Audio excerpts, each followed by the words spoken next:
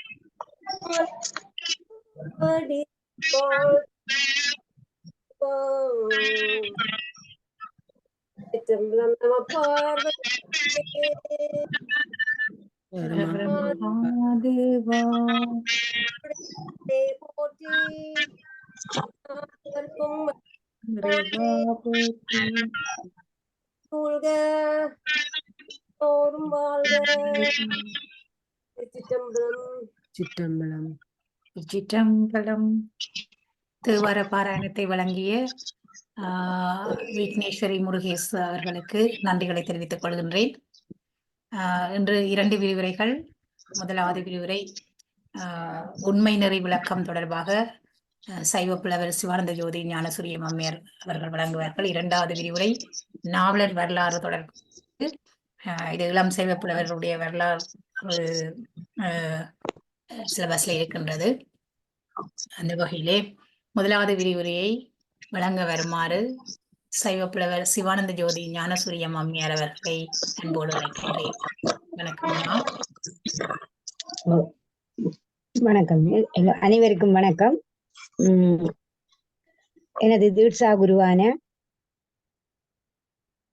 23வது குருமகா சன்னிதானம் சீர்வளது சிவபிராதேசிய பரமாச்சாரியா சுவாமிகளின் நினைந்து அவரை இருதயத்தில் இருத்திக் கொண்டு அருளாட்சி செய்து கொண்டிருக்கின்ற 24வது குருமகா சன்னிதானம் அம்பலவான தேசிய பரமாச்சாரியா சுவாமிகளை வணங்கிக் கொண்டு கூத்தப்பெருமானை தொழுது வணங்கி அகில இலங்கை சைவ புலவர் சங்கத்தின் இந்த வழிநடத்தல் வகுப்புகளை ஒழுங்கமைப்பு செய்து கொண்டிருக்கிற தலைவர் ஆனந்தி ஏரட்னம் அவர்களே, தொழில்நுட்ப வசதிகளை செய்து பதிவு செய்து தக்க சமயத்தில் மாணாக்கர்களுக்கு தேர்வு நாடிகளுக்கு அதை சிந்தனையில் ஞாபக சக்தி ஊட்டிக் கொண்டிருக்கின்ற கமலா ரவீந்திரன், மனோ அம்மையார் அவர்களே, அனைவருக்கும் இந்த நேரத்தில் எனது அன்பின் பணிவும்.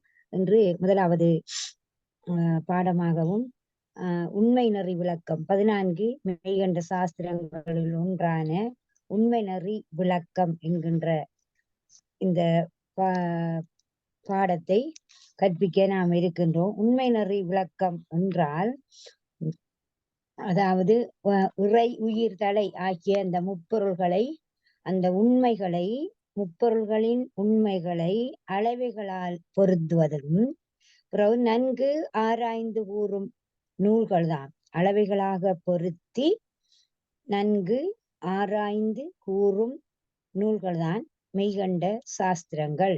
அதை சித்தாந்த சாஸ்திரம் என்றும் எங்களுக்கு கூறுறார். அந்த வகையில வெளிவந்த நூல்கள் 14 என்றுதான் உங்களுக்கு தெரியும். அந்த 14ம் உந்திகளிறு உயர்போதம் சித்தியார் பிந்திருபா உண்மை பிரகாசம் வந்த அருள் பண்பு வினா போற்றி கொடி பாசமிலா நெஞ்சு விடுதூதி உண்மை நெறி சங்கற்பம் உற்று என்று சொல்லப்படுகின்றது. இது ஒரு 14 மீகண்ட சாஸ்திரங்களையும் தொகுக்கப்பட்டிருந்த ஒரு பாடல். இந்த பாடல்ல எப்படி இந்த பெயர் வந்தது என்று நாங்கள் சிந்தித்து பார்க்கின்ற நேரம், உயிர் ஆரம்பத்தில அதனுடைய முதல் படி நிலையில் ஆணவ மலத்தால் கட்டுண்டு உயிர் அறிவின்றி கிடக்குது. எப்படி கிடக்கின்றது? கண்ணிலா குளவி போல் அறிவற்று கிடக்கும் என்று சொல்லப்படுகின்றது. கண்ணிலா குளவி போல் அறிவற்று கிடக்கிறது என்றதையும் தாயுமான சுவாமிகள் அழகாக பாடியிருக்கிறார் ஒரு பாடல்ல. அந்த கிடக்கின்ற அந்த உயிர் நிலையை கேவல நிலை என்று சொல்வார்.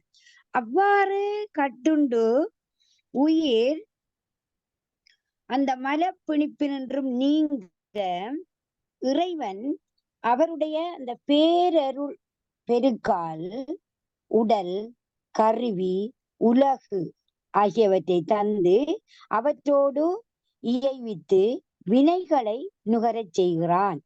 இந்த நிலையை சகல நிலை அல்லது பெத்த நிலை என்று நாங்கள் சொல்லுவோம்.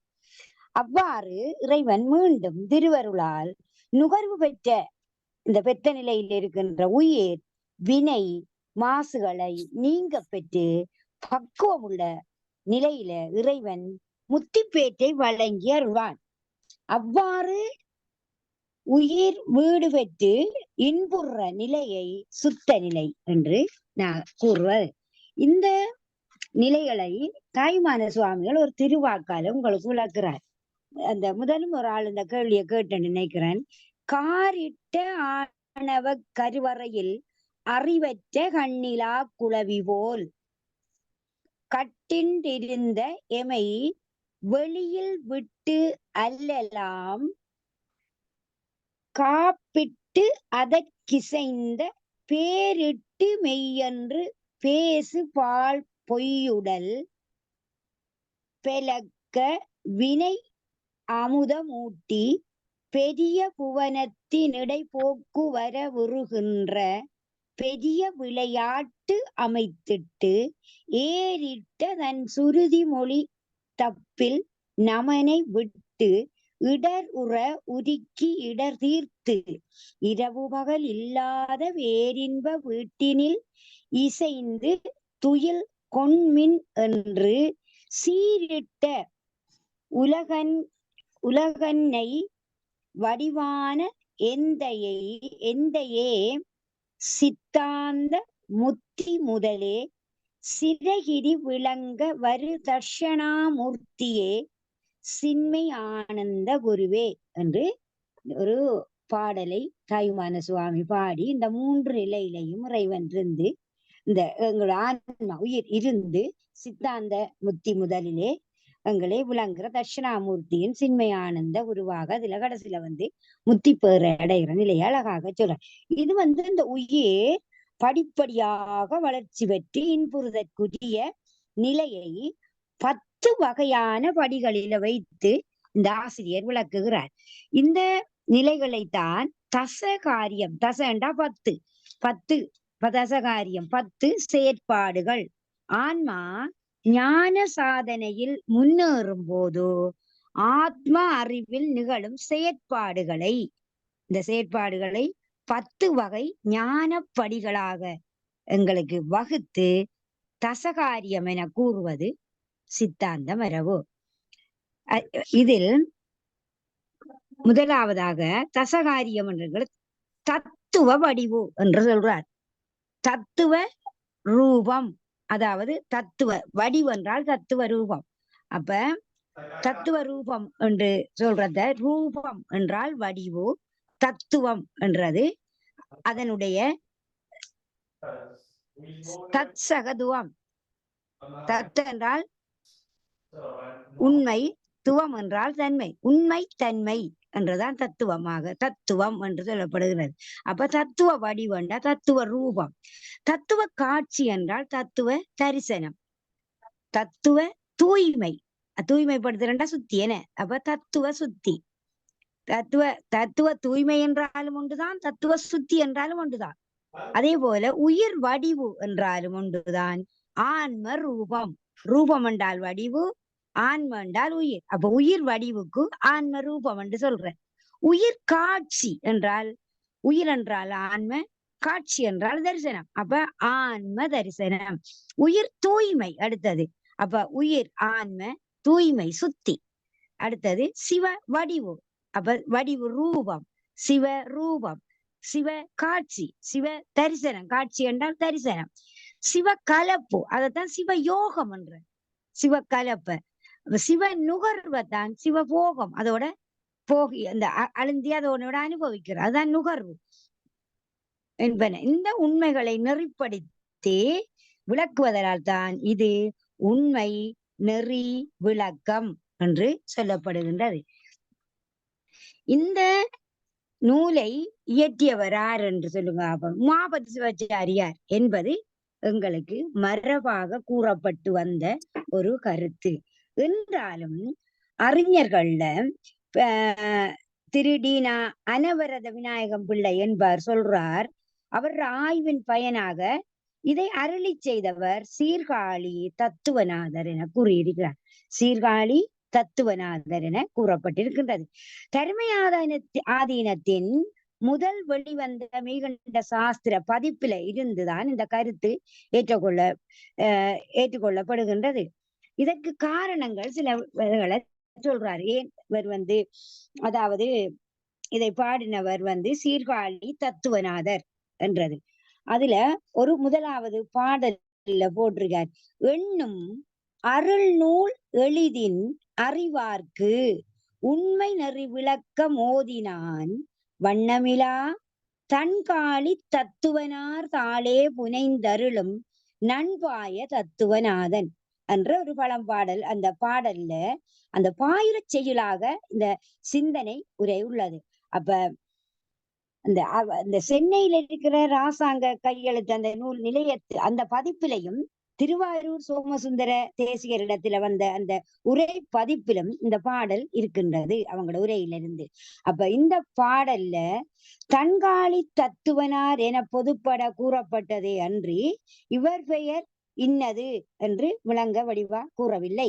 என்றாலும் இந்த தொடரால் குறிக்கப்பட்டுள்ள சீர்காழி சிற்றம்பல நாடிகள் தான் அதை என்றத இந்த பாடலினுள்ள உண்மையாக அறிய முடிகின்றது. அப்ப சீர்காழி தத்துவநாதர் என்றவர் இந்த நூலில இருவகுது என்ற நூலுக்கு உரை எழுதி இருக்கின்றார்.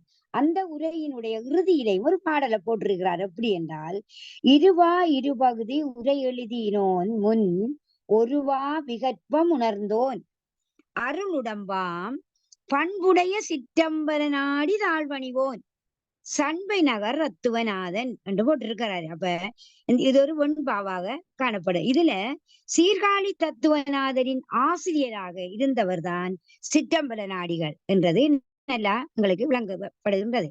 அப்ப சீர்காழி சிற்றம்பல நாடிகளினுடைய மாணாக்கராக இருந்தவர்களாம் சீர்காழி தத்துவநாதர். அப்ப சீர்காழி சிற்றம்பல நாடிகளின் மாணாக்கர் சீர்காழி தத்துவநாதர். அப்ப இந்த நூலின் ஆசிரியர் என்றது அது எங்களுக்கு தெளிவாக கூறப்படுகின்றது. அப்ப சீர்காழி சிற்றம்பல ஆடிகள் அருளிய அவருக்கு அந்த இது அருளி செய்த நூல் துகளர் போதம்.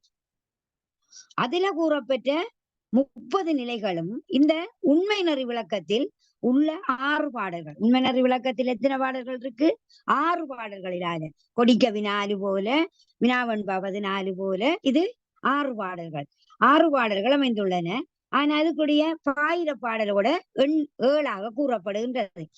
அப்ப அதுல மெய்கண்ட நூல்கள் 14 என வரையறுத்து இருப்பது பிற்காலத்து கருத்தாகும். ஆனா அந்த நேரத்துல வரையறுத்த 14லும் சில ஓலைச்சுவடிகள்ல உண்மை நெறி விளக்கம் என்ற நூல் இருக்கப்படவில்லை. அதற்கு மாறாக சீர்காழி சிற்றம்பல நாடிகள் துகளர் போதம் என்ற நூல் சேர்க்கப்பட்டிருந்தது. மெய்கண்ட நூல் 14 என குறிக்கப்பட்டுள்ளது. இது இல்லாம துகளர் போதத்தை தான் குறிக்கப்பட்டிருக்கின்றது என்று செய்தி சொல்லப்படுகின்றது. அந்த சுவடிகள் எல்லாம் உமாவதி சிவாச்சாரியார் எழுதிய நூல்கள். என்ன? சிவபிரகாசம், திருவருட்பயன், வினாவன்பா, போற்றிப்பவருடைய, கொடிக்க, நெஞ்சு விடுதூதி, சங்கற்ப நிராகரணம் என்ற 7 ஆனா நாங்க என்ன சொல்றோம், சித்தாந்த அட்டகம் 8. அப்ப சீர்காழி சிற்றம்பல நாடிகள் மாணவர் என்பதன்றி இவர் அந்த வாழ்க்கை வரலாறு அந்த குறிப்புகளை கூட எதுவுமே தெரியவில்லை. அந்த அவர் மாணாக்கர் என்ற ஒரு செய்தி இருக்குதே, அவர அந்த வரலாறு குறிப்புகள் என்றும் அங்க இல்ல. அப்ப இவர் செய்த நூல் இது ஒன்றுதான். அப்ப இதுவன்றி இருபகுதி என்ற நூலுக்கு சிறந்த ஒரு உரை ஒன்று எழுதியிருக்காரு. அப்ப அப்ப இருக்கின்ற இப்ப இருக்கின்ற மிகண்ட நூல்களுக்குள் இந்த நூல்களுக்கு உள்ள உரைகளில் 2வது பாடலில் பெரிதொரு உரையை காட்டியுள்ளார் என்றும் கூறப்பட்டிருக்கின்றது. இந்த இருவர உரையிலும் 4 குறட்பாட்கள் 3 வெண்பாக்களும் மேற்கோளாக காட்டப்பட்டிருக்கின்றது. இவை எந்த நூலில் உள்ளன என்றும் கூட அது தெளிவுபடுத்தப்படவில்லை.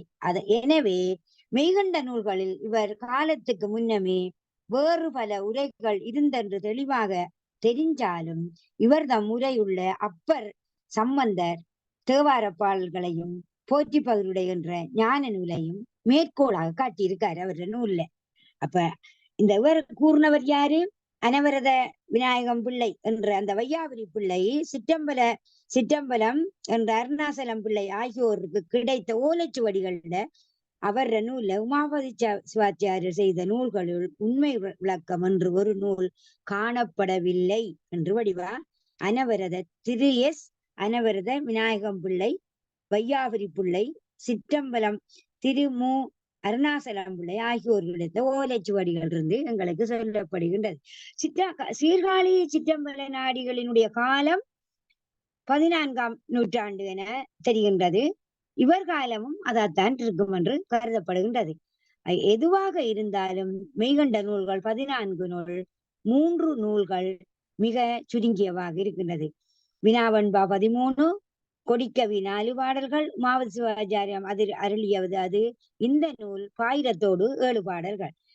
இந்த நூல் தொகையால சுருங்கி இருந்தாலும் மெய்கண்ட நூல்கள் 14 ஒன்றாக எடுத்து கூறி இருக்கின்றது இதென்ற பெருமையன் அதனுடைய சித்தாந்த கருத்துக்களால. அப்ப சிவப்பிரகாசமும் துகளர் போதமும் உயிரடையத்தக்க இந்த 10 நிலைகளையும் விளக்கி இருப்பினும் அந்த 10 நிலைகளுக்குமே இன்றியமையாமை கொடுத்து அவற்றையே சிறப்பித்து கூறியிருக்கின்ற இந்த நூல் தான். அப்ப எங்களுக்கு உமாபதி சிவாச்சாரியாரா, தத்துவநாதரா, சீர்காழி தத்துவநாதரா என்றது இல்ல. எங்களுக்கு அதுல தரப்பட்டது சித்தாந்த அட்டகத்தில் 7வது நூலாக இருக்கின்ற உண்மை நெறி விளக்கம். அது உமாபதி சிவாச்சாரியார் அருளியது என்றதுதான் நாங்க தெளிவாக கொள்ள வேண்டும். இப்படி ஒரு கருத்து இருக்கின்றது என்ற அதை நான் உங்களுக்கு சொல்றதுக்காகத்தான் அதை எடுத்தேன். அந்த பாயிர நூலை நாங்க பார்ப்போம். எண்ணும் அருள் நூல் எளிதின் அறிவார்க்கு உண்மை நெறி விளக்கம் ஓதினான் வண்ணமிலா தன்காளி தத்துவனார் தாளே புனைந்தருளும் நண்பாய தத்துவநாதன் என்று இதுல 1வதுல போட்டி இருக்கு. அதே போல அதுல அந்த கருத்துக்களை நாங்க பார்க்கிற நேரம் அதுல இந்த வினைவயத்தால உளதாகும் உடலின்றி அருள் வயத்தால் உண்டாகின்ற உடலோடு கூடி வினையால வருகின்ற அந்த தேகத்தை விட அருள் வயத்தால எங்களுக்கு அதாவது வினை வழிபடாமல் அருள் வயப்பட்டு இருக்கின்ற உடலோடு கூடிய குளிர்ந்த சீர்காழி பதியின்கின் தோன்றி அருளிய சீர்காழி சிற்றம்பல நாடிகளின் திருவடிகளையே தலைமேற்கொண்டு, அவர் ஆசிரியர் தானே, தலைமேற்கொண்டு விளங்கும் குருவருள் விருப்பம் மிக்க தத்துவநாதன் என்று தந்த ஆசிரியருக்கு அவர் உயிர்களுக்கு உய்தி என கருதி செய்த துகளர் போதத்தின் உண்மைகளை அறிய வேண்டும் என விரும்புவதற்கு இந்த நூல் வழியாக உண்மை நெறி விளக்கம் என்ற நூலை செய்தருளினான் என்பதுதான் இது. அப்ப காளி தத்துவனார் என பொதுவாக கூறிலும் அந்த பெயர் சீர்காழி சிற்றம்பல நாடிகளையே சேரும். இது பற்றி அந்த நாங்கள் யோசிக்க தேவையில்லை. அந்த உரைகளை பற்றி நெடிலாசிரிய விருத்தத்தோட 1வது பாடலை நாங்க பார்ப்போம். இது பாயிர செய்யுள். 1வது பாடலை நாங்க பார்ப்போம். மண் முதல் சிவமது ஈறாம் வடிவு காண்பதுவே ரூபம். மண்முதல் சிவமது ஈறாம் வடிவு காண்பதுவே ரூபம். மண்முதல் சிவமது ஈறாம் மலம் சடம் என்றால் காட்சி. மண்முதல் சிவமது ஈறாம் வகைதனில் தான் நிலாது. கண்ணுதல் அருளால் நீங்கள் சுத்தியாய் கருதும் அன்றே. அப்ப இதுதான் முதலாவது பாடல். அப்ப இதுல தத்துவத்தை பற்றி சொல்ற. தத்துவம் அழியாதது. அப்ப அழியாதது என்று நாங்க நினைக்கும் பொழுது என்ன வரும்? உலகு அந்த அழியாம இருக்கின்றத உலகு முடியும் காலம் வரையும், அந்த உலகு முடியும் காலம் வரையும் அந்த கருவிகளோடு அழியாம நிற்கின்ற என்று சொல்லலாம். அப்ப உலகு அழியும் போது இருக்கின்றா உலக தேவர்களும் கூட என்றும் அழியாதவர்கள் என நாம் அதுக்குள்ள பொருள்படும். அதனால் அவரைகளை அமரர் என்று சொல்லாத கூறுவோம். அப்ப உயிர் தனக்குற்ற வினையை நீக்குதற்கு கருவியாக உள்ளன தத்துவங்கள். அப்ப உயிர் தனக்கு வந்த வினையை நீக்குதற்கு கருவியாக உள்ளது தத்துவங்கள் எனப்படும். அவை அகக்கருவி 36 புறக்கருவி என 60மாக 96 என்பர். அதனால்தான் அதை மண் முதல் சிவம் அது ஈறாம் என்றவர்கள். அப்படி நாங்கள் பார்க்கும் பொழுது நீர், தீ, வழி என்ற காற்று, விண் என்ற ஆகாயம், இது என்ன? இந்த 5ம் பூதம் 5ஆம். இந்த பூதம் 5ஆக, நிலம் ஒரு பூதம், நீர், தீ, வழி, விண், அது 5 பூதங்கள். சுவை, ஒளி, ஊறு, ஓசை, நாற்றம் என அவை தன்மாத்திரைகள் என்று 5ஆக சொல்லப்படுகின்றது. வாக்கு என்றது சொல். கால், கை, எருவாய், கருவாய் என தொழிற்கருவிகளைத்தான் கண்மேந்திரியங்கள் என்று சொல்ற. அதுவும் 5. மெய், வாய், கண், மூக்கு, செவி என அறிவருவிகள், அறிவை தருகின்ற கருவிகள். ஞானேந்திரியங்கள், இந்திரியங்கள் கருவிகள். ஞானம், அறிவு, அறிகருவிகள் 5. மனம், புத்தி, சித்தம், அகங்காரம் இது உட்கருவிகள். அந்த கரணங்கள், அந்த மண்டா உண்டு, இது உள்ளுக்கு. 4. புருடன், அராகம், வித்தை, கலை, நியதி, காலம், மாயை என வித்யா தத்துவங்கள் 7. இதை காலம், நியதி, கலை, வித்தை, அராகம், புருடன், மாயை என்றும் சொல்வது. இவை வித்யா தத்துவங்கள் 7. சுத்த வித்தை, ஈஸ்வரம், சதாக்கியம், விந்து, நாதம் என சிவதத்துவம் 5. நாத தத்துவத்தை சிவம் என்றும் கூறலாம். ஆக அகக்கருவிகளாக விளங்குகின்ற தத்துவங்கள் இவையோட 36. அப்ப முதலாக கூறிய நிலத்தையும் முடிவாக கூறிய நாதம் என்னன்னு சொன்னான்? சிவதத்துவத்தின் 5ஆவாக இருக்கிறது நாத தத்துவம். ஈஸ்வரம், சுத்த வித்தை, ஈஸ்வரம், சதாக்கியம், விந்து, நாதம். அப்ப நாதம் 36வது கருவி கடைசி. அப்ப முதலாவது அங்க அதைத்தான் இங்கே சொன்ன. முதலாக கூறிய நிலத்தையும் முடிவாக கூறிய நாதத்தையும் எடுத்துக்கொண்டு மண் முதல் சிவமது ஈறாம் என ஆசிரியர் கூறார். அப்ப இறைவன் உயிர்களிடத்தில் வைத்த பெருங்கருணையால அந்த உயிர்களை காப்பாற்றுவதற்கு மாயையின் ஒரு பகுதியை கலக்குகிறான். கலக்குண்ட பாகம் என்று சொல்லப்படுகிறது. அதை செயல்படுத்துகிறான். அதன் பொருட்டு மாயையின் ஒரு பகுதியை அவர் செய்கிறார். அந்த மாயை அதுக்கு என்ன ஆற்றல் இருக்கு? தாங்கும் ஆற்றல் உடையது. இறைவன் செலுத்தும் ஆற்றல் உடையவன். மாயை தாங்கும் ஆற்றல் உடையது, இறைவன் செலுத்தும் ஆற்றல் உடையது. அந்த இரு ஆற்றல்களையும் எப்படி போன்றது என்றால் மின்சார சக்தியை போகின்றது. அந்த இரண்டும் ஒன்றுடன் ஒன்று பாருங்க. அந்த தாங்குமாற்றலும் செலுத்தும் ஆற்றலும் மின்சார சக்தியை போல இருக்கு. இந்த ரெண்டும் ஒன்றுட ஒன்று சேர்ந்து செய்கிற நேரம் ஒலி ஒன்று உண்டாகுது. அந்த ஒலி தோன்றுவதற்கு காரணம்தான் இது. அதைத்தான் நாதம். அப்ப இந்த ஒலி விண்ணில் பரவுகின்ற போது எங்களுக்கு ஏற்படுகின்ற விண்ணில பரவு இந்த நாதம் தோன்றுதோ, எப்படி அந்த ஆற்றல் ரெண்டும் மின்சக்தியை போல தோன்றுதோ, அந்த இரண்டும் ஒன்றுடன் சேரும் பொழுது அந்த ஒலி தோன்றுகின்றது. அந்த ஒலி தோன்றுவதற்கு காரணம் அதைத்தான் நாதம் என்று சொல்றோம். இந்த ஒலி விண்ணில பரவுகின்றது. அந்த பரவுகின்ற போது வட்ட வடிவாக முழு அந்த அதாவது தொடக்கம் இல்லாமல் முடிவும் எதில்லாம வட்ட வடிவமாக தோன்றுதாம் அது. அதைத்தான் விந்து. விந்து என்றது புள்ளி அல்லது வட்டம் சொல்லலாம் நாம அப்படி. அப்ப நாதம் என்பது உயிருக்கு அறிவை எழுப்புவித்து நிற்கின்றது, பேரறிவு ஆக இருக்கின்றது. விந்து என்பது இந்த உலகத்துல அது அது வட்டமாக உயிருக்கு தொழிலை எழுப்புவிக்கின்ற ஒரு செயல் நிலையை கொண்டு வருகின்றது. அப்ப விந்துல இருந்து தோன்றுவதுதான் அந்த விந்து என்றது சொன்னனே, அந்த அதுல இருந்து நாதம் முதலாவதாக தோன்றுறது. அது மின்சக்தியை போல இந்த இரண்டு ஒன்று சேர்வதாக ஒலியோட வருவது. அப்ப அதிலிருந்து விந்துவிலிருந்து தோன்றுவதுதான் சதாக்கியம். இதனை சதாசிவம் என்று நாங்க சொல்றோம். சதாக்கியத்தை தான் சதாசிவம் என்று கூறுறது. அப்ப அறிவு எங்கட அறிவு வேண்டாம், ஞானம். அறிவு எங்கட செயல்படுற நிலப்பாடு தொழில். அப்ப அறிவு செயல் இரண்டும் ஒத்த அளவில் கூடியிருப்பதால சதாக்கியம், சதானியம் என்று சொல்லலாம். சதாக்கியம் என்று. அப்ப இதிலிருந்து என்ன செய்யுது? திரும்ப செயல் கூடி அந்த தொழிற்படுற அந்த நிலை கூடி அதிகப்பட்டு அது அதிகப்பட்டு அறிவு கொஞ்சம் குறைந்து இருக்கிற நிலையை ஈஸ்வரம் என்று சொல்றோம். அப்ப இதனை ஈஸ்வரத்தை மகேஸ்வரம் என்றாலும் அதுதான், ரெண்டும் ஒன்றுதான்.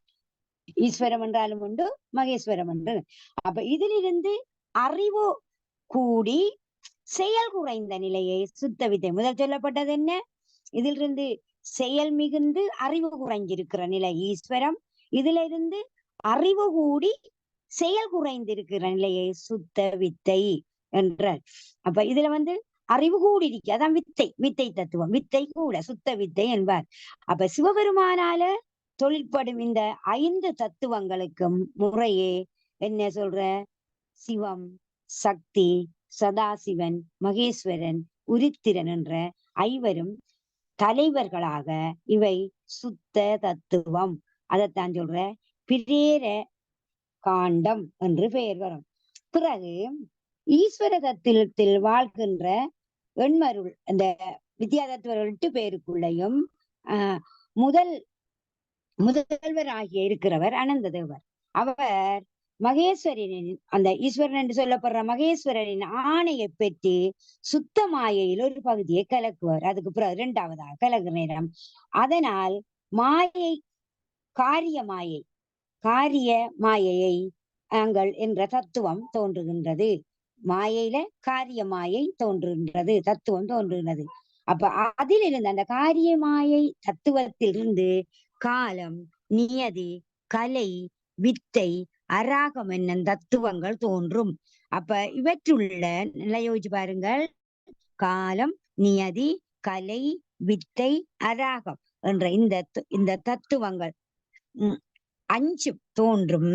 அந்த இவற்றில் உள்ள கலை என்று சொன்னனே, அந்த கலையில் இருந்து வித்தையும் வித்தையிலிருந்து அராகமும் தோன்றும் என்றதோடு, அல்லது கலையிலிருந்தே வித்தையும் அராகமும் ஒருமிக்க தோன்றும் என்று சொல்லலாம். அப்ப உயிர் இந்த 5உடனும் கூடி நின்று, உயிர் இந்த 5ஓடும் கூடி நின்று ஐம்புலன்களையாலே நுகரும் நுழையில்தான் 5ஓடையும் கூடி நின்று ஐம்புலன்களையும் அனுபவிக்கிற நுகர்ற செலுத்துகின்ற அந்த நிலையில தான் இந்த உயிருக்கு புருடன் என்ற பெயர் வருது. இந்த அஞ்சையோட சேர்ந்து நிற்கிறான். இந்த இவை அதெல்லாம் அவருக்கு புருடனாக என்று சொல்ற கஞ்சுகம் என்று சொல்லப்படுற. அப்ப புருடன் என்று சொல்லப்பட இவை உயிருக்கு சிறிது அறிவு விளக்கத்துக்கு காரணமாக இருத்தலால் சுத்தமாயை என்றும், உயிருக்கு இன்ப துன்பங்களை உண்டாக்குவதற்கு இதுதான் காரணமாக இருக்கின்றதால, இது இன்ப துன்பங்களை உண்டாக்குறதால இது என்ன செய்யும்? அசுத்த மாயை என்றும் பெயர் பெற்று நிற்கும்.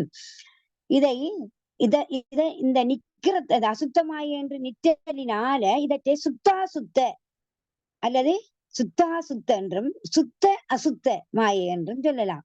இவை உயிருக்கு உதவியாக நின்று நுகர்வுகளை அதாவது அந்த நுகர்ற நேரம் அத அனுபவத்துக்கு வார நேரம் உண்டாக்குவதால் இதை போக காண்டம் என்றும் சொல்றேன். அந்த உயிர்கள் நுகர்வதற்கு காரணமாய் இருத்தலால போக சைத்திரு என்றும் அதை சொல்லலாம். போக சைத்திரன். பிரேரக காண்டம் என்றது செலுத்துதல் என்று சொல்றது. போக காண்டம் என்று போகங்களை கொடுத்து புசிப்பிப்பது என்று சொல்லலாம். பொக்கிய காண்டம் என்பது புசிக்கப்படும் பொருள். பொக்கியம் அது அனுபவத்துக்கு வர புசிக்கப்படுகின்ற பொருள்கள் என்று 3 நிலைகளும் வினையை நுகர்ந்து அனுபவிக்கின்ற இந்த உயிர். அப்ப இதுல கால எல்லை, இந்த அனுபவிக்கின்றது கால எல்லை. அதுக்கு சரீரம் நிலை குலைவு ஏற்பட்டு போது உடல் வேறுபாடு, இட வேறுபாடு, அறிவு வேறுபாடு என்ற 3 நிலைகள்லையும் இது இருக்கும். இது உயிர். உடல் வேறுபாடு, அந்த பொக்கிய காண்டங்கள் அதை புசிப்பிக்கின்ற நேரம், போகங்களை கொடுத்து புசிப்பிக்கின்ற நேரமும், புசிக்கப்படும் பொருள் என்ற பொக்கிய காண்டத்துக்குள்ள இருக்கிற நேரமும் உடல் வேறுபாடு, இட வேறுபாடு, அறிவு வேறுபாடு என்ற நிலையில இருக்கும். அப்போ உடல் வேறுபாடு என்று நாங்கள் அதை யோசிக்கின்ற நேரம், பசு தூல சரீரத்தை விட்டு சூக்கும சரீரத்தை பிடித்து செலுத்துவது என்று சொல்லலாம். இந்த சூக்கும சரீரத்துடன் தான் செய்த நல்வினை தீவினைகளுக்கு ஏற்ப சொர்க்க நரகத்திற்கு செல்லும். அதைத்தான் பூதாசார சரீரத்தை சுவர்க்கத்திலும், நரகம் என்றால் யாதனா சரீரத்தையும், அதாவது பூத சரீரம் அதைத்தையும் பெறும். ஆக சூக்கும தேகம் என்பது 30 தத்துவங்களை கூடியுள்ள நிலையாகும். தேகம் என்பது 30 தத்துவங்களை கூடியுள்ள நிலையாகும். அது பிறகு பார்ப்போம். அது மற்றதுக்குள்ள பார்ப்போம் நாம. சரி, இப்படி போசை திரு என்றும் கூறுவார். அப்ப அனந்த தேவரின் ஆணையை பெற்று அனந்த தேவரோட கட்டளையின் பின் ஸ்ரீகண்டருத்திரர் முதல் கூறிய கலை என்ற தத்துவத்தை கலக்க அது முக்குண வடிவாகி மூலப்பகுதி தோன்றும். இவர் மாயையை கலக்கிறார். இவர் கலைய என்ன அந்த அனந்த தேவர். இவர் ஸ்ரீகண்டருத்திரர் அனந்த தேவர் ஆணையோட ஸ்ரீகண்டருத்திரர் கலைய என்ற தத்துவத்தை கலக்க முக்குண வடிவாகி மூலப்பகுதி தோன்றும். அதுல அந்த மூலப்பகுதியிலிருந்து என்னென்ன முக்குணங்கள், சாத்வீகம், ராக்கதம், தாமதம் என்ற 3 குணங்கள் எங்களுக்குள்ள ஒவ்வொரு நாளும் எங்களுக்குள்ள தோன்றி வருகும். இந்த நிற்கின்ற நிலைதான் சித்தம். அந்த 3 குணங்களும் தங்குள் ஒரே நிலையில எங்களுக்குள்ள 3 குணங்களும் சமப்பட்டு நிற்கிற நேரம் அந்த நிலை சித்தம். இதில் சாத்வீகம் மிகுந்து மற்ற 2, அதாவது சாத்வீகம் மிகுந்த மற்ற 2 எது? சாக்ததம், தாமதம். அந்த மற்ற 2ம் என்ன செய்யும்? சாத்வீகம் மிகுந்து மற்றவை 2ம் குறைந்த நிலையில் புத்தி வரும். முதலாவது 3ம் சமமாக பெற நேரம் பிள்ளைகள் சித்தம். அது சாத்வீகம் மிகுந்து மற்ற 2ம் குறைக்கிற நேரம் உங்களுக்கு புத்தி செயல்படும். இந்த புத்தி தத்துவத்தில் இருந்து ராக்கத குணம் மிகுந்து, அந்த புத்தி தத்துவத்துல பிறகு ராட்சத குணம் உங்களுக்கு கூடி மற்ற 2ம் குறைக்கிற நேரம் அகங்காரம் தோன்றும். கவனித்துக் கொள்ளுங்க. இந்த ராக்கத குணம், அதாவது அந்த புத்தி தத்துவத்துக்குள்ள புத்தியில எங்களுக்கு செயல்படுறோம். முதல் சித்தத்திலிருந்து 3 சமமாக இருக்கக்குள்ள சித்தத்துல நிற்போம். பிறகு சாத்வீகம் மிகுந்து மற்ற 2ம் குறைந்த அந்த நிலையில புத்தி எங்களுக்கு செயல்படும். எங்களோட புத்திக்குள்ள வாரனாங்க புத்தி செயல்படும். அந்த புத்தி தத்துவத்திலிருந்து அதுல திரும்ப ராட்சத குணம் எங்களுக்கு மிகுந்து காணப்படும். அப்படி மிகுந்து மற்ற 2ம் குறைஞ்ச நேரத்துல எங்களுக்கு அகங்காரம் தோன்றும். பிறகு அதைத்தான் தைவீக அகங்காரத்துடன் சாத்விக குணம் பொருந்த. தைவீக அகங்காரத்தோட அந்த சாத்விக குணம், நல்ல குணம், அது பொருந்துற நேரம் அது எங்கட மனம் என்ன செய்யும்? மெய்வாய், கண்மூக்கு, செவி ஆகிய அறிகருவிகள் 5ஐயும் எங்களுக்கு அந்த அறிகருவிகள் 5ஐயும் பொருந்த செய்யும். 5ம் பொருந்தும். பிறகு சொல், கால், கை, எருவாய், கருவாய் என்கின்ற தொழிற்கருவிகள் தோன்றும் தானே, தொழிற்கருவிகள். அதை என்னன்னு சொல்றான், கண்மேந்திரியங்கள். அது பூதாதி அகங்காரத்தோடின் தாமத குணத்தை பொருந்தி சுவை, ஒளி, ஊறு, ஓசை, நாட்டம் என்கின்ற அவை அவ்வளவும் என்ன சொன்னான், தன் மாத்திரைகள் 5ஐயும் தோற்றுவிக்கும். இவை நிலம் முதலிய பூதங்கள் தோன்றுவதற்கு காரணமாகதால் சூக்கும பூதங்கள் என பெயர் வரும். அறிகருவிகள் வாயிலாக வரும். அறிகருவியால வாரதுதான் சுவை, ஒளி, ஊறு முதலான ஓசை, நாட்டம். இது அதிலிருந்து வேறானது. இது தன்மாத்திரைகளில் ஒளியில் இருந்து விண்ணும், ஊரிலிருந்து ஊருண்டா அந்த எங்களோட உடம்புல இருக்கிற பரிச உணர்வு, ஊரிலிருந்து ஊற்றிலிருந்து காற்றும், ஒளியிலிருந்து தீயும், சுவையிலிருந்து நீரும், நாற்றத்திலிருந்து மண்ணும் தோன்றும். இதுதான் இந்த கருவிகள் உயிர் தன் வினையை நீக்குவதற்காக இறைவனால எங்களுக்கு அருளப்பட்டு இருந்தாலும் நாங்க இவற்றோடு ஒன்றி ஒவ்வொரு நாளும் வாழ்ந்து கொண்டே வருகிறோம்.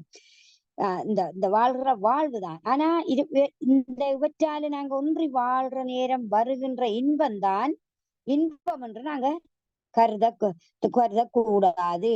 பொருளல்லாதவற்றை பொருளென உணரும் மருளாமான பிறப்பு என்று திருவள்ளுவர். பொருளல்லாதவர் ஏனென்றா இந்த தத்துவங்களால வாரது எங்களுக்கு இன்பம் அல்ல தானே என்ன. அப்ப அதைத்தான் சொல்றாரு திருவள்ளுவரும். என்ன, பொருளல்லாதவற்றை பொருளென்றுணரும் மருளாம் மானப்பிறப்பு என திருவள்ளுவர் கூறுவதோடு சிறப்பெனும் பேதமை நீங்குவதற்கு இவற்றை அறிதலும் இவற்றினின்று நீங்களும் அதை அறியோனும். நாங்க தத்துவங்கள்ற ஒவ்வொரு செயல்பாட்டையும் இப்படித்தான் நடக்குதுன்றத அறிகிறோம். அவற்றிலிருந்து நீங்குற செயல்பாட்டையும் தான் தத்துவம் நீங்கிறது என்று முதலாவது பாடலில் தான் எங்களுக்கு இவ்வளவும் எங்களுக்கு சொல்லப்படுகின்றது. எப்படி அதுல சுருக்கமாக நாங்க சொல்றதென்றால், மண் தத்துவம் முதல் சிவம் எனக்கு படுகின்ற நாத தத்துவம் ஈறாக வருகின்ற 36 தத்துவங்களுடைய இயல்பையும் அவற்றின் தோற்ற ஒடுக்கங்கள் எப்படி நிகழ்கின்றன என்றதையும் எங்கட அறிவுக்கு பொருந்துமாறு சாத்திர வாயிலாக ஆராய்ந்து அறிந்து கொள்வதுதான் தத்துவத்தின் ரூபம், தத்துவ ரூபம் என்றது. அப்ப தத்துவங்கள் அனைத்தையும் சடப்பொருள்களே என்றும் அவற்றை ஆன்மா கூடி அறிவதால தாமாக எதனையும் அறிய மாட்டா என்பதையும் அறியும். அந்த தத்துவங்களோட கூடித்தான் நாங்க ஒன்றை அறியலாமே ஒழிய தானாக எதனையும் அறிய மாட்டா என்பதை அறிவதுதான் அந்த கருவிகள் இல்லாட்டி எங்களால ஒன்றும் இல்லை என்றது. அதுதான் தத்துவ தரிசனம் என்று அதுல சொல்லப்படும். அப்ப தத்துவங்கள் அனைத்துமே எங்களுக்கு இந்த உயிருக்கு மயக்கம் தருவன என்பதை அறிந்து அவற்றில அழிந்து நில்லாமல், அதுதான் உலகம், அதுதான் இன்பம் என்று அதுல நில்லாமல் இறைவன் திருவருள் துணையால அவற்றை விட்டு நீங்கி நிற்கிறது தான் தத்துவ சுத்தி. அப்ப ரூபம் என்றாலும் காட்சி, சுத்தி, இந்த மூன்றையும் எங்களுக்கு சொல்லுவதுதான் இந்த பாடல்கள். அந்த மலம் சடம் என்றால அது ஆணவ மல பற்றி காரணமாகத்தான் தத்துவ தொடர்பு எங்களுக்கு ஏற்படுத்தப்பட்டுள்ளது. அப்ப தத்துவ கூட்டமும் மலம்தான் என்று அதுல கூறப்படும். இத பாருங்கள், 36 தத்துவங்கள் எவை என்று எங்களுக்கு இதுல சொல்லப்பட்டிருக்கிறது. உண்மை விளக்கத்துல இவ்வளவு நேரமும் அந்த தோற்ற ஒடுக்கங்களை குறித்துத்தான் இந்த முதலாவது இதிலே சொல்லப்பட்டது. இதுல ஒரு விடயத்தை பாருங்க, சரியகிரியை தசகாரியம் என்று சொல்லப்படுகின்ற அந்த 10 காரியங்கள் அதுல சித்தாந்தத்துல சொல்லப்படுகிறது. என்ன, தத்துவ ரூபம், தத்துவ தரிசனம், தத்துவ சுத்தி, ஆன்ம ரூபம், ஆன்ம தரிசனம், ஆன்ம சுத்தி, சிவரூபம், சிவ தரிசனம், சிவயோகம், சிவபோகம். அப்ப சரியகிரியை யோகமாகிய அந்த இது அவ்வளவும் என்ன, அவ்வளவும் சிவநெறிகளை செய்து வருகின்ற போது ஞான சாஸ்திர ஆராய்ச்சிகளாலும் ஆன்மா ஈடுபட வேண்டும். அப்ப இந்த ஆராய்ச்சி ஆன்மாவுக்கு உலகப்பற்றும் உடல் பற்றும் அறுவதற்கு இல்லாம போவதற்கு பெரும் துணை செய்யும். அப்ப உலகமும் உடலும் சடம் என்னும் என்று தெளிவான அறிவை ஆன்மா இந்த ஆராய்ச்சியின் நாங்க பெற முடியும். இந்த அறிவு பெறாமல் செய்யும் எந்த சாதனையும் நிலைத்து நீடிப்பதில்லை. நாங்க எந்த வேலையை செய்ய போனாலும் என்ன செய்ய போனாலும் இது உலகப்பற்றும் உடல்பற்றும் அறுவதற்கு பெருந்துணை செய்கின்றது. உலகமும் உடலும் சடம் என்ற தெளிவான அறிவை செய்துதான் நாங்க இந்த ஆராய்ச்சியின் வாயிலாக நாங்க ஒரு செயலை செய்ய வேண்டும். அப்ப எந்த சாதனையும் நாங்க அப்படி இல்லாம செய்தோம்னா அது நீடித்து நிக்க மாட்டாது. இடையில் சோர்வு வரும் எங்களுக்கு.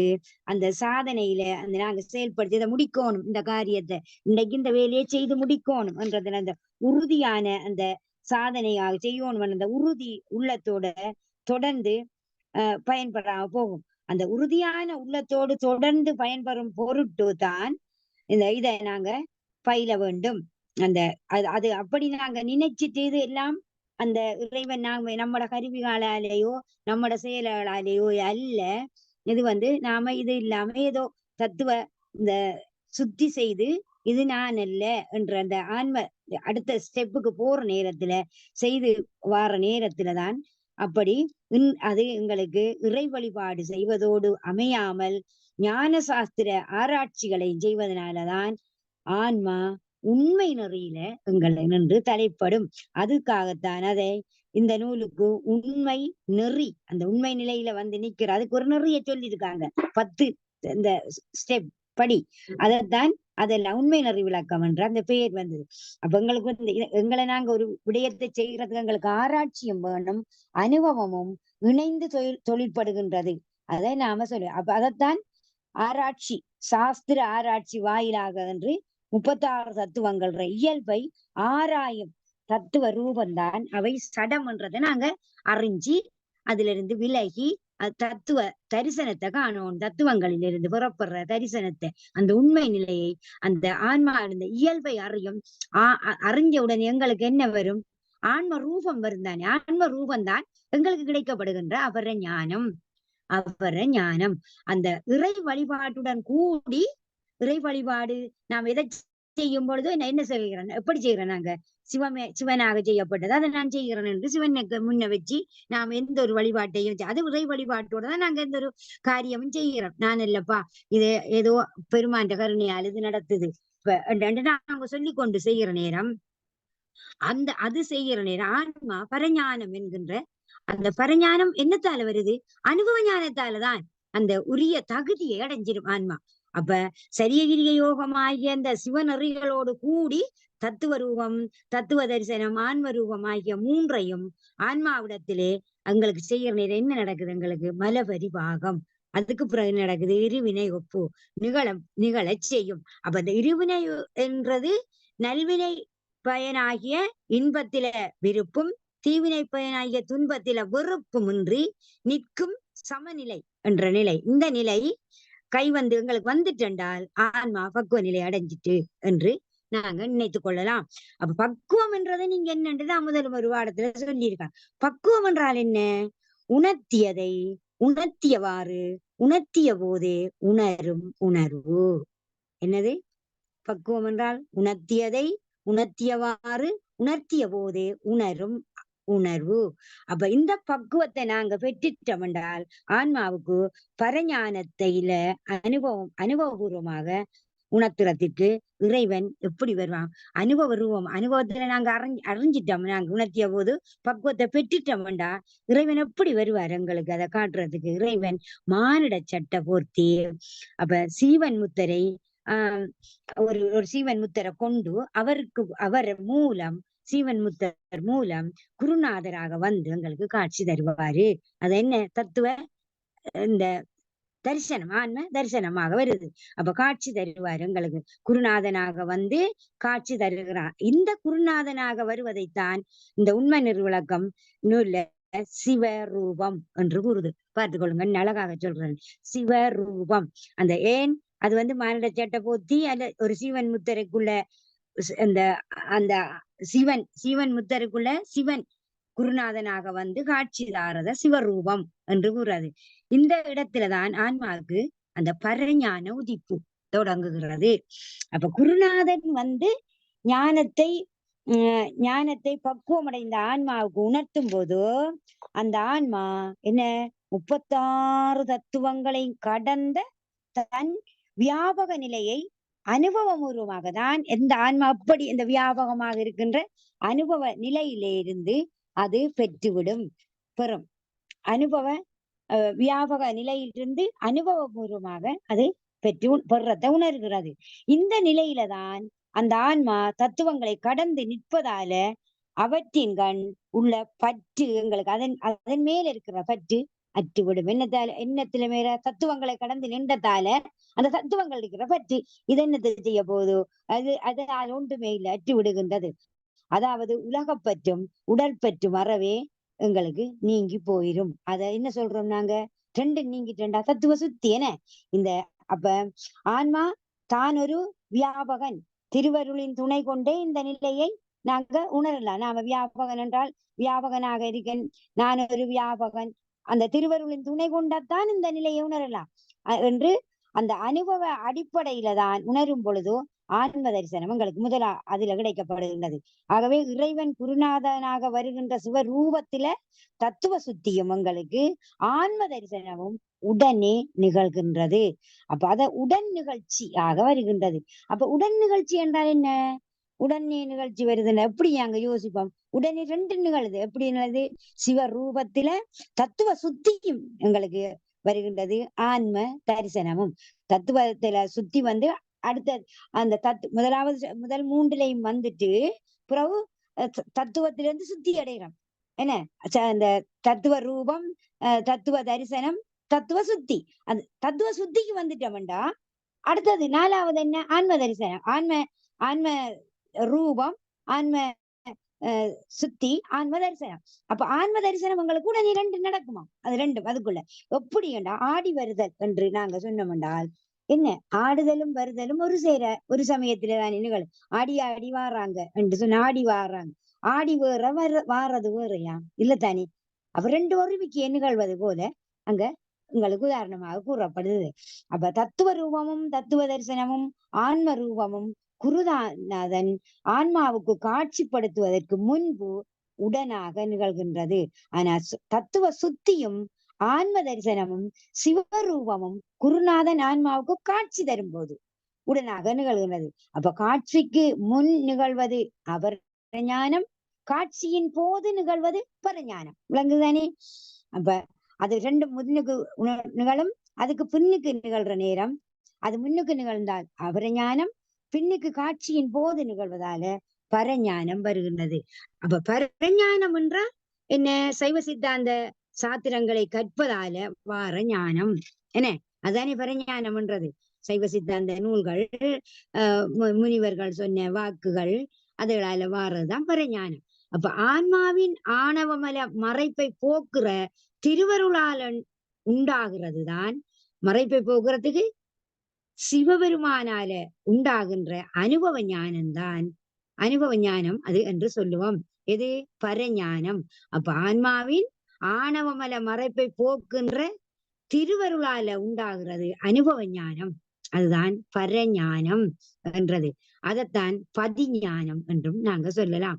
அபரஞானம் திருவருளை பெறுவதற்கு உரிய நெறிமுறைகளை காட்டுறது. அது எப்படி காட்டுது? மயக்கமற உணர்த்தும். அதுதான் மயக்கமற உணர்த்தும் சைவ சித்தாந்தம். மயக்கம் இல்லாம மயக்கம் உற அல்ல, மயக்கம் அற உணர்த்தும் சைவ சித்தாந்தம் தான் எது?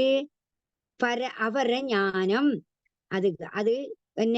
சாஸ்திரம் கற்க வேண்டுதலின் அது கட்டாயம் கற்க வேணும். சாஸ்திர நூல்கள் கற்றாத்தான் எங்களுக்கு அபர ஞானம் உதிக்கும் என்றத நாம தெளிவாக காணலாம்.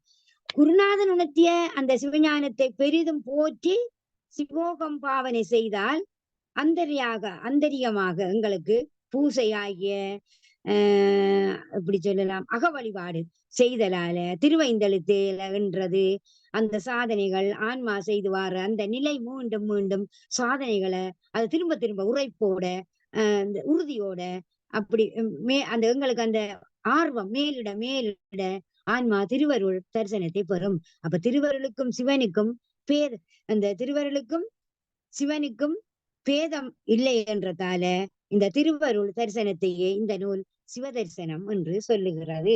அப்ப சிவதரிசனத்தால எல்லாம் சிவமே என்னும் உணர்வு ஆன்மாவுக்கு தோன்றும். அந்த நிலையில ஆன்மாவுக்கு தொன்று தொட்டு வந்த எங்களுக்கு பழக்கம் இருக்குதானே, தொன்று தொட்டு வந்த எங்கட அந்த ஏகதேச பழக்க வாசன மலம் என்று சொல்ல பழக்க ஏகதேசமாக இருக்கின்ற அதுவும் குடைச்சு போயிடும். அந்த அவ்வாறு அறுபட்ட போது ஆன்மா தூய்மை அடைகிறது. அதைத்தான் அங்க ஆன்ம சுத்தி என்று இங்க இதுல கூறப்படுகின்றது. சிவதரிசனத்தின் ஆன்ம சுத்தி உடன் நிகழும். இதுவரை தத்துவ ரூபம், தத்துவ தரிசனம், தத்துவ சுத்தி, ஆன்ம ரூபம், ஆன்ம தரிசனம், ஆன்ம சுத்தி, சிவரூபம், சிவதரிசனம் ஆகிய 8 படிகளை ஆன்மா எப்படியோ வந்தடையும் என்பது பற்றி கூர்னது. இந்த மிச்ச 2 நிலைகளையும் இனி அடுத்த பாடலில் பார்க்கலாம். அதைத்தான் சிவதரிசனம் பெற்ற ஆன்மா திருவருடன் முழுமையாக ஒன்றி நிற்கும். இந்த 8ஐயும் கண்டுட்டு மற்றது 2 என்ன தற்போதமும் தற்செயலுமற்று ஒன்றி இருக்கின்ற அந்த நிலைதான் சிவஞான போதம் என்று சொல்லப்படும். சிவ ஞானமாக இருக்கின்ற அதைத்தான் சிவஞான போதத்தில் எப்படி சொல்லுதோ ஏகனாகி இறைவனி நிற்றல் என்று என்று சொல்லுது. அந்த 2ஐயும் செய்ய நேரம். அப்ப ஏகநாதல் என்பது எல்லா பொருள்களையும் ஒரு சேர அறியும் தன்மை உயிருக்கு இருக்கா இல்ல. ஏகநாதல் என்றால் எல்லா பொருள்களையும் ஒரு சேர அறியும் தன்மை உயிருக்கு இல்லை. அது இறைவனுக்கு தான் ஒரு சேர அறியும். இது ஒன்றொன்று அறியும், மறைந்து நினைத்து அறியும், படிப்படியாக அறியும், ஏகதேசமாக அறியும். இதான் எங்கட அறிவு என்ன. ஆனா ஒரு சேர முக்காலும் அறிகிற பூரண அறிவு இறைவனுக்கு தான் அது பூரண அறிவு. அப்ப எங்களுக்கு உயிருக்கு அறிவிக்கும் பொருளாகிய சிவம் மட்டுமே உள்ளது என்ற உயிர் காணும் நிலையில தான் சிவமே முற்பட்டு எங்களுக்கு தோன்றினாலே ஒளிய அந்த நிலையில் உயிருக்கு அந்த அறிவு இருந்தும் இல்லை என்ற ஆகி சிவ வியாபகத்துள் அடங்கி நிற்கும் என்பதை குறிக்கும். அப்ப உயிருக்கு அந்த சிவம் மட்டுமே உள்ளது என்று உயிர் காணும் நிலையில அந்த சிவபோகமாக இருக்கின்ற அந்த நிலையில சிவம் முற்பட்டு தோன்றும். அந்த நிலையிலையும் உயிர் இருந்தும் இல்லை. முதல் என்ன எங்களுக்கு அப்படி உயிர் எங்களுக்கு இல்லை, நாம சிவமே ஆகிட்டோம். உயிர் என்ற அந்த ஒரு பற்றி இது இல்லை, உயிரே இருக்க அது சிவம்தான் என்ற அந்த நிலை ஆகி சிவ வியாபகத்துக்குள் அடங்கி நிற்கும்.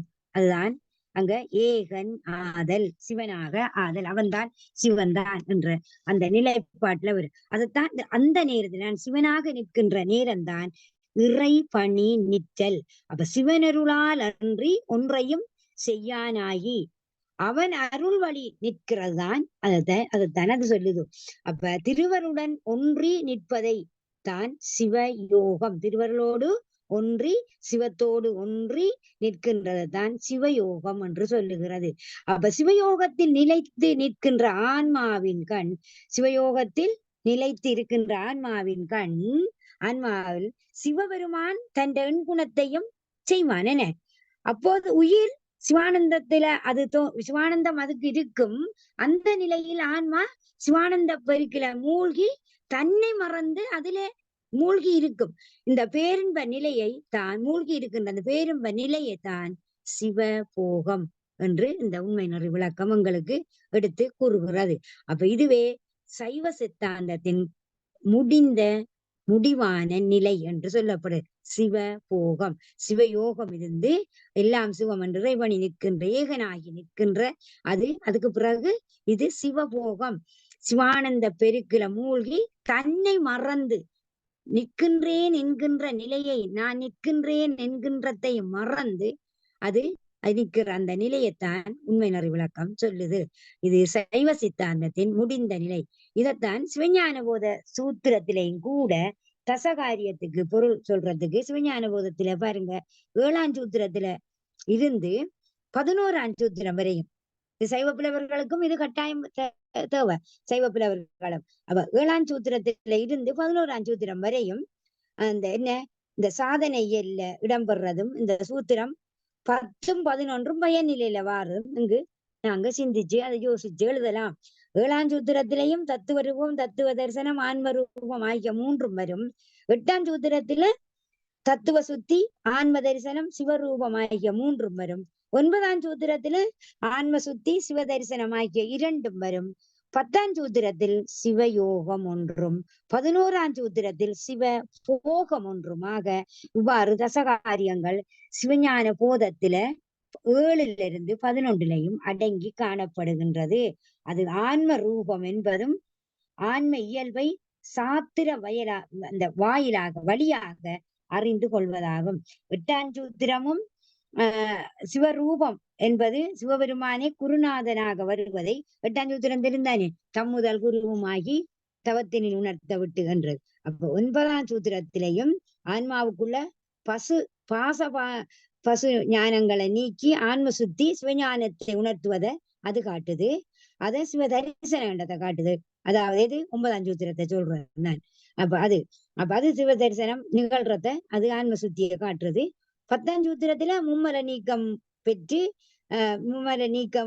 பெற்று அந்த பேசுகின்ற போது மல நீக்கம் நிகழ்ந்தால் அன்றி ஆன்மா சிவபெருமானை கூடுதல், அது சிவயோகம் என்று 10ஆம் சூத்திரத்துல கூறப்படுகிறது. அப்ப அதுவும் எங்களுக்கு உடன் நிகழ்வாக, நான் சொன்ன மாதிரி உடன் நிகழ்வாக சிவயோகம் எங்களுக்கு வந்துடுறது புலப்படுகின்றது. 11ஆம் சூத்திரத்தில்தான் அயராயன் பின் அரண்களை செல்வது பற்றி பேசப்படுகின்றது. திருவடியே ஆன்மாவுக்கு பேரின்பம், அதோட நாங்க ஒன்றித்து அந்த பேரின்ப அனுபவம் சிவபோகத்தால் நிகழும்.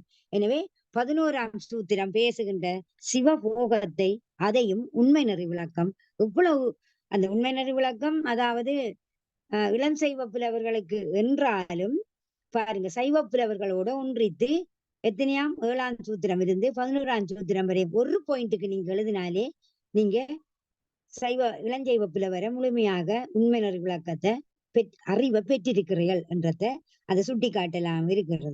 அப்ப நாங்க இந்த தசகாரிய விளக்கம் என்பதற்கு சிவஞான சூத்திரங்களை கொண்டே நாங்க காண வேண்டும். அப்ப 7லிருந்து 11 வரையும் சிவஞான பூதத்தை கற்கின்ற போது தசகாரிய விளக்கத்தையும் அவங்களும் கற்றுக்கொள்ளலாம். அதுதான் சாதனா இயல்ற உண்மையும் பயனியல்ற இன்றியமையாதையும் சொல்லப்படுகின்றது.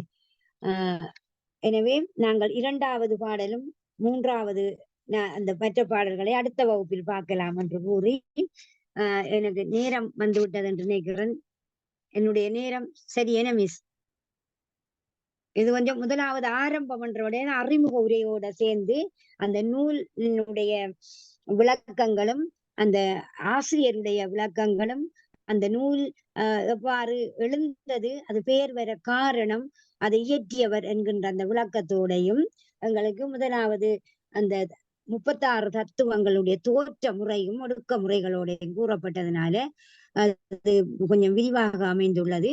அடுத்த பாடலில் அதில் சுட்டப்பட்டதுகளை முடித்து 2 வகுப்புகளில் இந்த உண்மை நெறி விளக்கத்தை நிறைவு செய்யலாம் என்று கூறி விடைபெறுகிறேன். நன்றி. நன்றி. நன்றி சிவானந்த ஜோதி அம்மையார் அவர்களே. அவர்கள் இதுவரையும் உண்மை நெறி விளக்கம் தொடர்பான விரிவுரை நடத்தினர்.